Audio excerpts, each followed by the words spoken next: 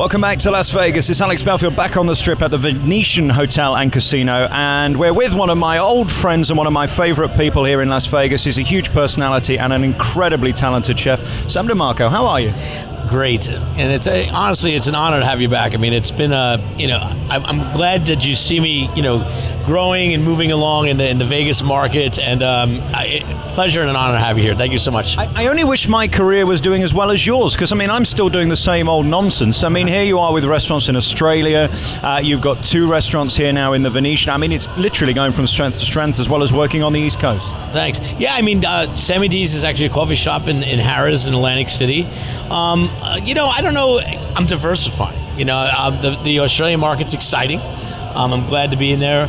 All my restaurants are actually casino-based, so I'm kind of, and I'm always the casual benchmark of what's going on in casinos. So, it's great to finally be finding my place in the market. And I'm not saying it's always my favorite thing to be cooking, but I'm having a lot of fun doing it, and people are enjoying it, so I guess that's what matters.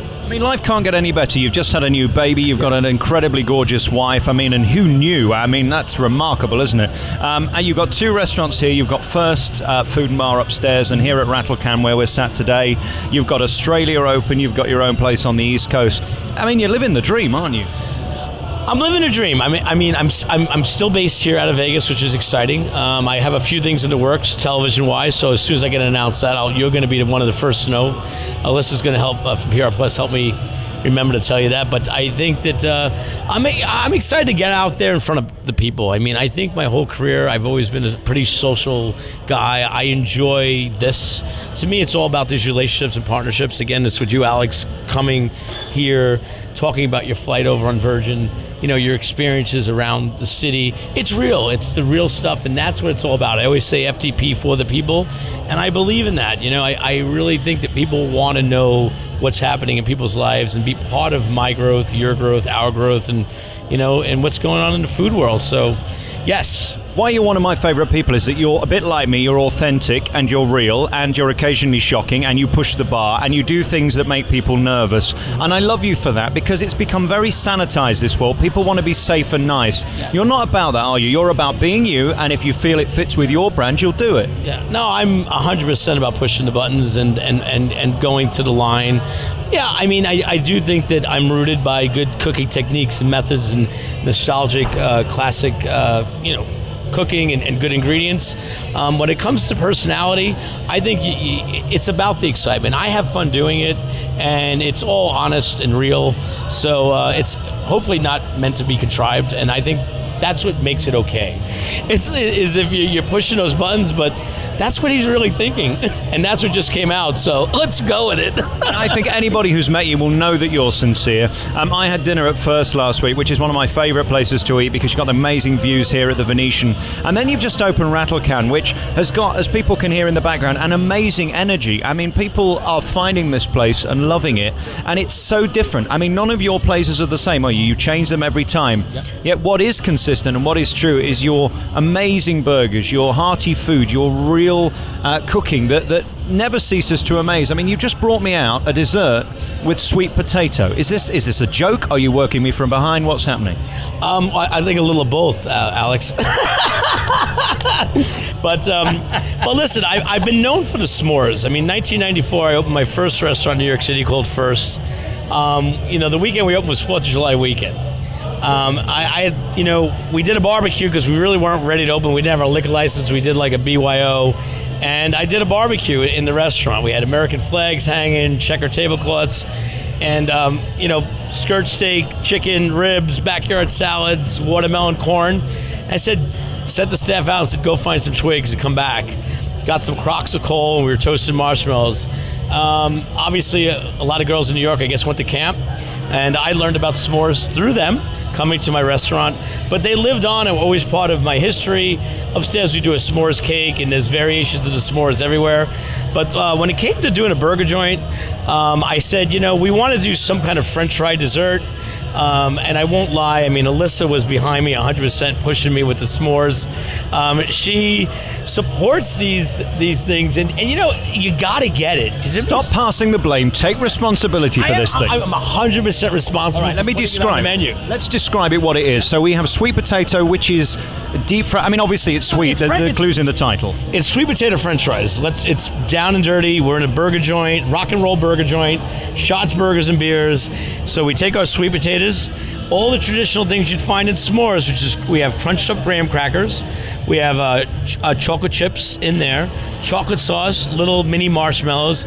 We put a little fluff to make it all kind of come together, and you want to get the juices going and get it wet and, you know, make it happen. I'm as moist as could be. I mean, I'm going to be honest with you. Thank you so much. But I think they're a lot of fun, and we've had to get them right, and I do think that some people find it odd, but I promise you, when you put it in your mouth, it's going to make you happy. The times I've said that, I mean, this is unbelievable. I've never had anything like this before. We're moving on swiftly. It is just delicious. And marshmallows and sweet potato, who knew? Yet you've made it your own. Equally with your burgers. I mean, I'm amazed how wrong people get it. I was just there tucking into another piece of marshmallow as that fell.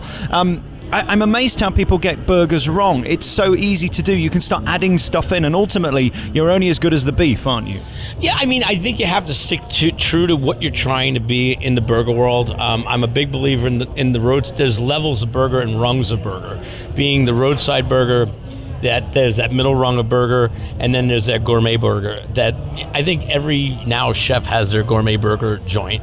And I guess paying homage to Danny Myers and some of the great ones out there. But Danny, I think, really kicked off the burger world of American chefs all wanting to have their burger joint. And I'm sure we're hurting the stock of Burger King and the McDonald's a bit at this stage of the game. I mean, there's so many more options. But yes, there's a lot to get right, and it's not easy, and it's not for everyone. I mean, I think, don't try this at home.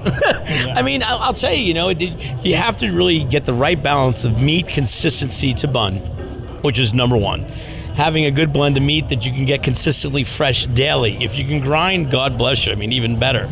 Seasoning your burger, your cooking methods and techniques, and then the components that make the flavor profile that each of these burgers I think I put in front of you today had iconically a different, really flavor profile, which I think you need that. I think, I really want people to come in and check out the graffiti and the art, which Mr. Antonio Ballatore, the designer here, really brought to life. He has a show, HGTV, Antonio Treatment. He's actually a dear friend. It was really great to work with somebody who's excited about design and art. And it's funny, when he was putting up his all these little what do you call those little tags on the table with the little squirrely lines and all that? QR codes? Thank you. But those are so cool because, so when he was doing that for the artists, I said, I want one, and I'm going to do my burger gallery. It's like, so really, I was really excited seeing how this room just came alive. He basically blacked the place out, got all the walls clean and ready for these guys. So it really was almost, a challenge for me to make sure I kept with, all the artists in here, and it was inspiring and awesome. So yes, burgers are not easy, to answer your question. I think you have to really love and care about what you're doing and really know what you can and can't do based on, the market, product, and, hitting it. What's amazing about this Rattlecan is that it's unexpected. I mean, when people say the Venetian, they think sort of very classy, very Italian, all this stuff. And then you come in here and it's incredibly fun and unique and inspiring and creative. It's very different for them. I mean, they have absolute belief in you, don't they? I think we had to earn that belief. I think that they know that we do keep it real. Again, these are some fabulous artists from around the world. I think it kind of goes along with what's going on. Venetian's going through, changing from the Jersey Boys, which I got to tell you, they were great guys, and I enjoyed seeing them, hearing them, watching their show. And they used to be big fans. They would come up a lot and eat, which was a lot of fun. I think we did a meatball thing. We did like a Jersey meatball against Sammy D versus Jersey Boys meatball on television one morning.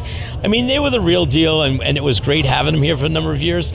Right now, we're on to the Rock of Ages, so we're just like another rung of what's going on in the building, so it works and helps and makes sense. And it does make sense to put this restaurant here while you're opening Rock of Ages, because it's as cool as the show, isn't it? And vice versa. You're bringing in a similar crowd of people who want fun, who have got spirit, who don't want some fancy snooty sort of fine dining experience. This is great food in a fun atmosphere. You've got your TVs and an amazing bar, an array of servers who know what they're doing. That's the point, isn't it? 100%. I mean, honestly, I think one of the best things that happened with the Rock of Ages guys is they were coming in before we opened, and I met with the drummer, and the next thing you know, the band was in, and they've been coming to first as well as here, which really, I love the fact that they love that it's real, as well as, you know, the Venetian culture of the hotel, and we kept with the theme of the building. Again, looking in from the outside of the building, like I told you, we have great patio seating right on the canal. When you open these windows in the summer, it'll be one of the best seats in the city. But again, it stays with, you know, the look, but I think there's a point where it crosses over and says, wow, and it's great to be part of that. I'm so proud of you and what you've achieved, because at a time when everybody else is pulling out, closing down, going bust, you're going from strength to strength to strength, and that's got to be a credit to your personality and who you are as a human being. I mean, your tenacity is incredible. Not many people are taking as many risks as you, are they? Well, I think it's largely in support of the people I have around me. It's all about the team. I always say that. It's always going to be one pitcher, one quarterback, but I have a great crew around me, a good staff. We stay true to what we're doing. And, you know, I think ironically, you know, in a lot of times with economies that are, you know, a bit slow, and I listened, you were back there when we were hitting it hard back 4 years ago. This food really comes to life and makes sense for people, because you're still dining out, but it's at, you know, maybe a little bit lesser price tag. So hopefully I'm staying with the times, and I'm tired of being the pioneer in what I'm doing, but it's good to be on point and be with what's happening. Yeah, but the reason that you're here is because you're ahead of the game. If you're following everybody else, you're never going to make it. That's what's unique about you and about your restaurants, isn't it? You never got to change that.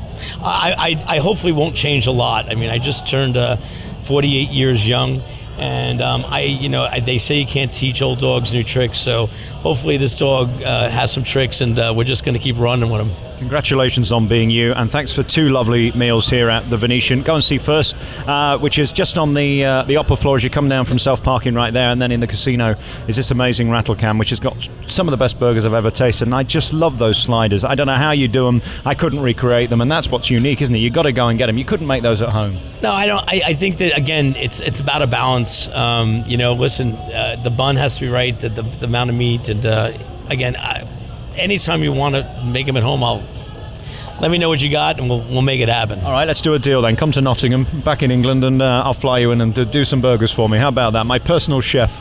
Excellent. Who knew? Of course, because you've got time with flying back and forth from Australia, haven't you, really? I mean, lots of miles. I've earned my miles.